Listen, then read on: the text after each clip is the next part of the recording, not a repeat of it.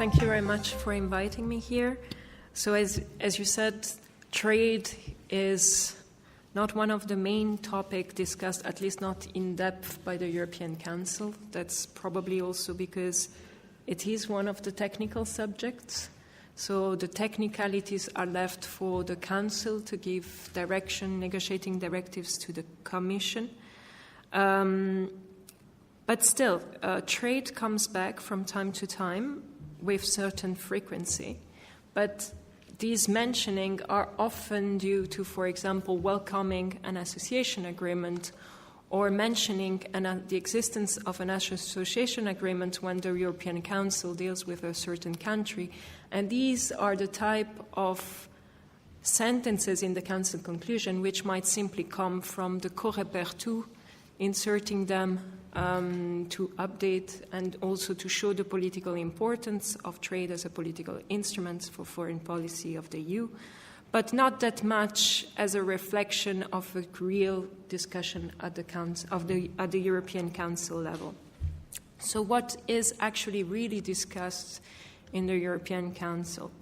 Well, first of all, as the European Council has a role enshrined in the treaties to give political directions, and this role in foreign policy is also highlighted in Article 22, and this is not limited to the CFSP, to the Common Foreign Security Policy, but also to the other external areas.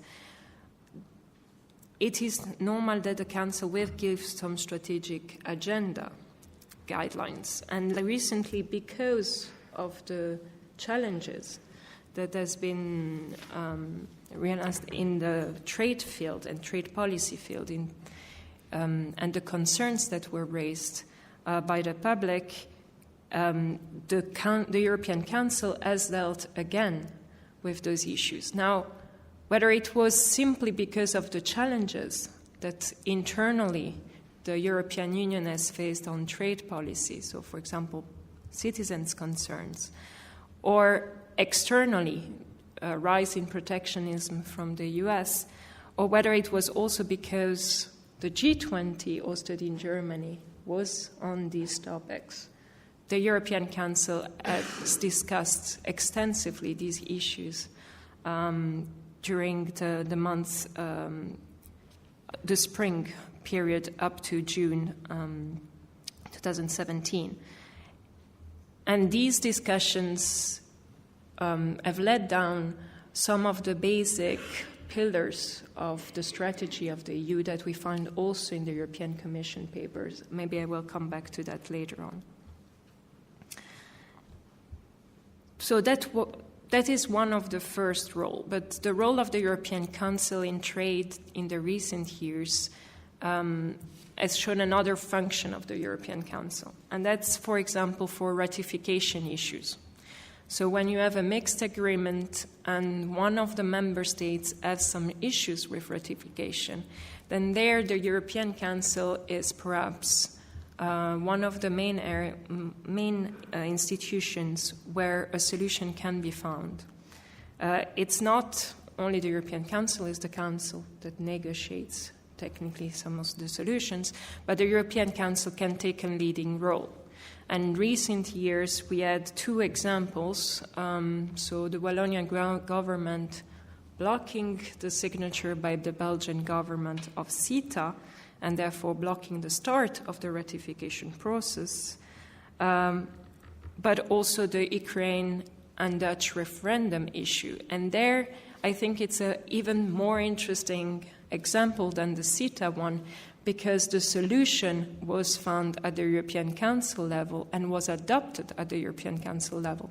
So while in the CETA case, the solution was a joint understanding and joint interpretative instrument between Canada, the EU, and its member states, which was then adopted with the agreement by the Council, which has to be adopted, basically, concluded by the Council. In the Ukraine case, it was a decision by the European Council that was taken. There was no agreement with Ukraine. So it was a decision between the 28 heads of governments and states.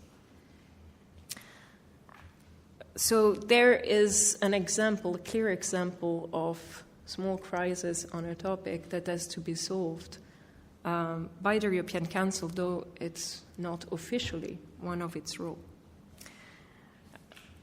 You have another type of role that the European Council has taken from time to time is the one to create stimulus for certain topics that you consider to be priority for the EU and that are blocked somewhere in the pipeline, either because of divisions within the Council or elsewhere.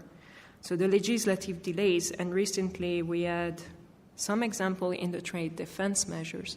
So most probably some of the discussions on the trade defense measures were due to that, and to the Council calling for, and the European Council calling for both Council and Parliament to find solutions. Another possible area, though I didn't find any example in the current period, is change of policy direction. If there is a fundamental change of policy direction. At least on paper, it doesn't seem that, for example, changing from ISDS arbitration to an investment court was considered a change of policy direction that should have been enshrined in the Council conclusion. But I think that if there is a complete change, for example, of policies towards the US, so we don't go anymore for TTIP, we go for another type of agreement, that kind of decision would be taken at the highest political level.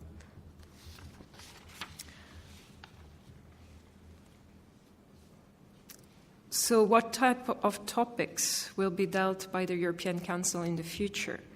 Well, already in the Council conclusion of June 2017, 22nd and 23rd of June 2017, the European Council is suggesting that it will go back to discuss both trade defense, trade adjustments, and international procurement instruments.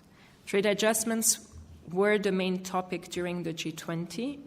They are the idea that trade gains are not necessarily distributed equally, and that the EU and globally there must be a reflection on how to make those adjustments less costly. On those three topics, there are some differences on how to achieve them between member states of the EU. So there might be indeed some further discussion at the European Council level. Further topics that are definitely going to be on the table of the European Council is definitely Brexit from a trade perspective one day.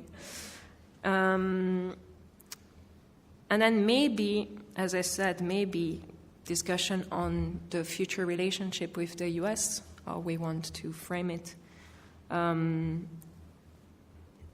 investment court opinion at the ECJ with respect to the investment court in CETA, in the Canadian-EU agreement, might also lead to some discussion, as it has repercussions for the whole investment policy of the EU.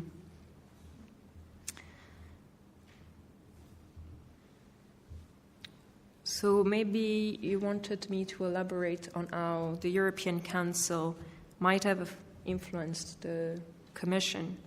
It is true that the European Council in the Rome Declaration speaks of free and fair trade and doesn't elaborate much more. However, there are several other topics in the Rome Declaration that are kind of key words in today's Commission strategy and EU strategy for EU trade. Those are the necessity to shape global values, socially responsible union, rule-based multilateral system, to take into consideration small and medium enterprises, energy security, and last but not least, to take into consideration the citizens' concerns and engage with national parliaments. All these are topics that are definitely in the new Commission strategy. So we'll stop here.